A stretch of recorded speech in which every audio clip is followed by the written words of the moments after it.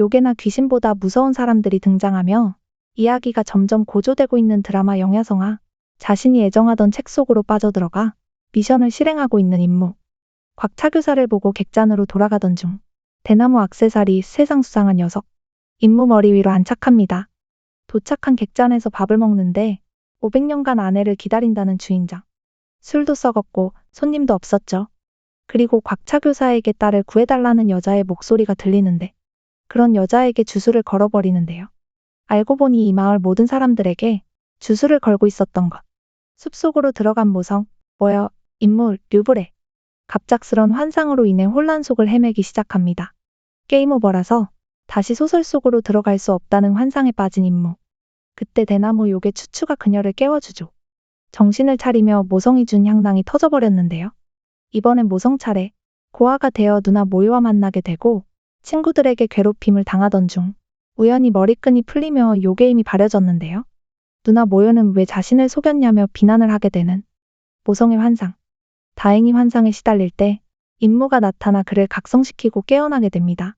치치는 동행을 허락하면 다른 2명을 찾는 것을 도와주겠다고 말하는데 숲속 나무 동료들에게 모유와 류보리를 물어 찾는 중 그 사이 류보리는 그의 다른 자아가 나와 그가 거짓말쟁이라고 말하고 환상 속에서 모유가 자신을 찌르게 되죠. 둘의 사연도 뭔가 깊은 것이 있는 듯 싶은데 더 지켜봐야겠죠? 이제 모유 차례.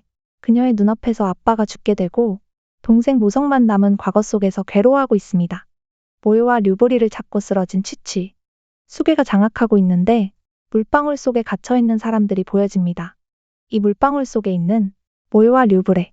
쓰러진 치치를 다시 비녀로 만들어 데리고 가는 임무. 치치 너무 귀여워. 결국엔 끝까지 동행하지 않을까 싶네요. 숲속을 빠져나오던 중 모성을 잃어버릴까봐 모성의 손을 잡게 되는데요. 급 호감도 50%. 그런 그들의 뒤로 탈출을 지켜보고 있던 요괴가 등장합니다. 아이를 찾기 위해 왔던 숲속. 환상에서 시달리고 정신이 돌아오자 드디어 소녀를 찾게 되는데요. 이 소녀는 마음에 사념이 없어 환상에 시달리지 않았다고 하네요. 그럼 다른 사람들은 모두 마음속 사념이 가득했던 걸로 보여지죠. 소녀의 아빠를 찾기 위해 간 모성과 임무. 이때 소녀의 아빠를 찾아 심장어택을 하는데 심장이 다시 뛰기 시작한 아빠. 그때 등장하는 수계. 모성은 다들 숲에서 나가라고 하고 혼자서 수계와 싸우게 됩니다. 상처난 모성으로 피를 얻기 시작한 요괴. 모성의 피가 정말 중요한 것 같죠. 요괴들이 모두 노리고 있으니 말이에요. 아빠를 구할 때 힘을 너무 많이 써 요괴에게 상대가 되지 않는 모성. 그렇게 피를 계속 빼앗기게 되는데 한편 마을을 빠져나간 모유와 류브레. 곽창교사에게 잡히게 되는데요.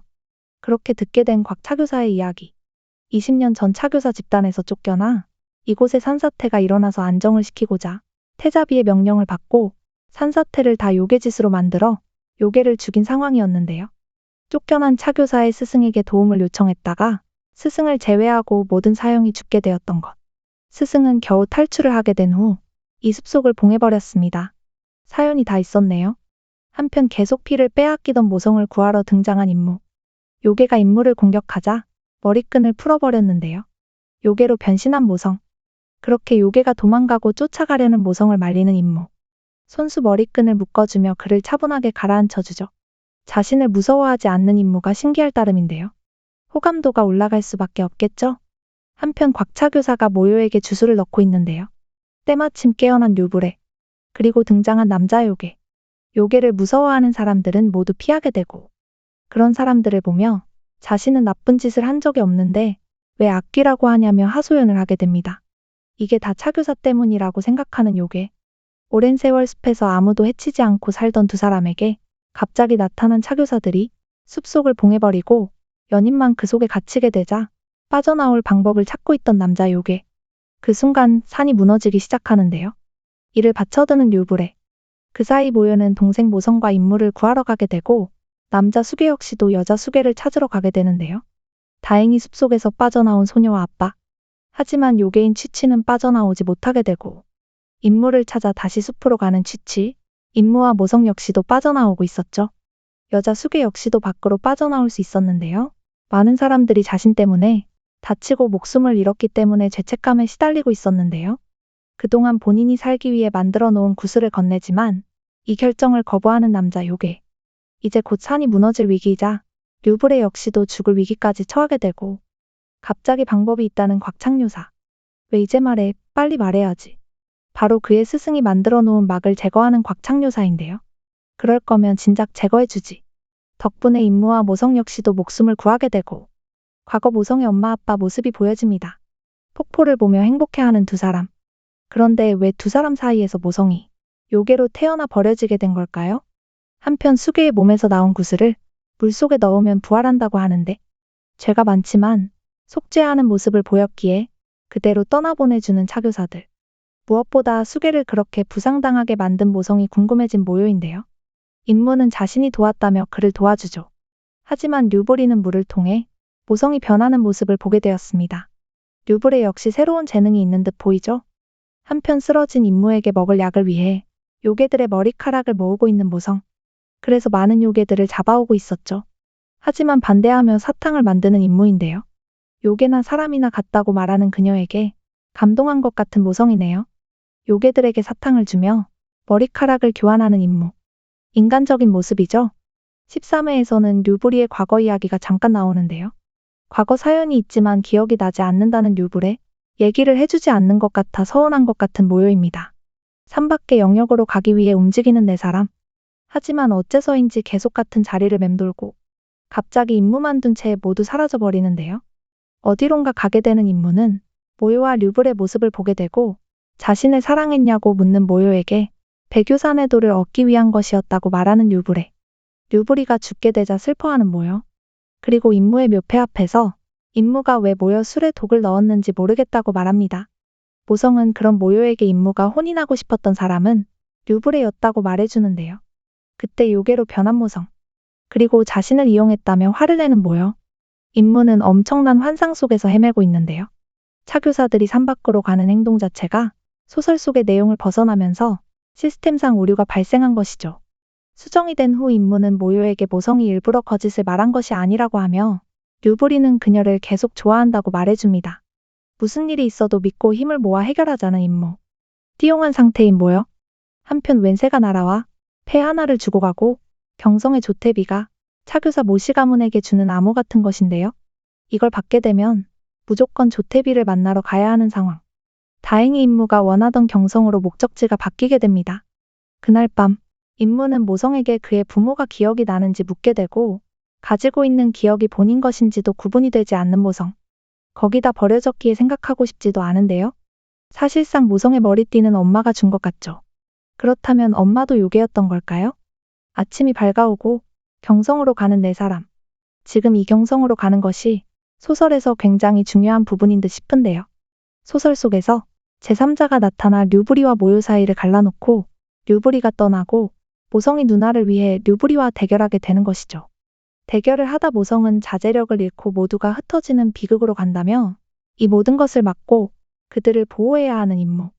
어쩌면 이 고요함이 태풍 전 고요함 같아 불안불안하네요. 경성에 도착 전 임무는 3명에게 팀명이라며 중림사협이라는 이름을 붙이고 휘장과 배지도 만들어주는데요. 심지어 모성의 머리에 달아주죠. 한편 상고신병의 상현달이 심상치 않게 빛을 내 모두가 놀라고 있는데요. 과거 차교사 묘청씨가 남긴 법기에는 청급의 차교사 주인이 나타난 것이라고 되어 있습니다. 900년 만에 상현달 주인이 등장할 예정인 것인데 4명 중 누가 되는 걸까요? 쓸데없이 공감 능력이 좋은 임무는 요괴들이 화장품의 재료가 되는 것을 알고 왜인지 쓸쓸해하는데요. 거기다 모성이 왜 자신이 요괴인 걸 인정 안 하는지를 궁금해하죠. 모성은 요괴가 아니라 어린 시절 요법을 당해 다른 사람들과 다른 것뿐이라네요. 부모가 버린 것이 아닌 누군가에 의해 버려지게 된 건 아닐까도 싶네요. 태비마마를 만나러 가는 중림사협, 모시일가만 따로 제이를 만나게 하는데 환각을 보는 듯한 제이. 그러나 모남매는 공주가 악귀에 걸린 것이 아니라고 합니다. 류브리와 임무는 두 사람을 기다리던 중 태비로부터 류브레가 누군가를 닮았다고 듣게 되는데 제3의 인물이 되는 걸까요? 한편 혼자 있던 인물을 보고 반하게 되는 새로운 인물 조약실. 조약실은 제이와 결혼할 예비 부마인데요. 하필 인물을 보고 반하다니. 조약실은 제이의 상태가 궁금한데요. 이미 큰 병이 아님을 알고 있는 듯 보이죠. 제이를 그렇게 만든 인물은 사실 조약실인데요. 부하한테도 이미 항로의 약 흔적을 없애서 괜찮다고 하는데 미쳐버리는 약이 아닌 잠깐 환각을 보는 약인데 어떤 이유에서 계속 미쳐있는지 알 수가 없었죠. 다만 부마가 되기 싫어 일부러 약을 놓은 것 같습니다. 조사를 위해 철천감에 간 모유와 류브레. 상현달이 이상한 것을 보고 모유는 류브리가 새 주인인 것 같다며 뽑아보라고 말하는데 그가 아니었죠. 왜인지 모성일 것 같은 느낌적인 느낌. 한편 임무와 모성은 공주와 관련된 향을 조사하고 동해경유혈이라는 고래요고에 피를 엎지르게 되는데 갑자기 환상을 보게 된 묘묘. 바로 모성의 고백을 듣게 된 것이죠. 이번에는 모성의 환상. 묘묘가 모성에게 좋아한다고 고백.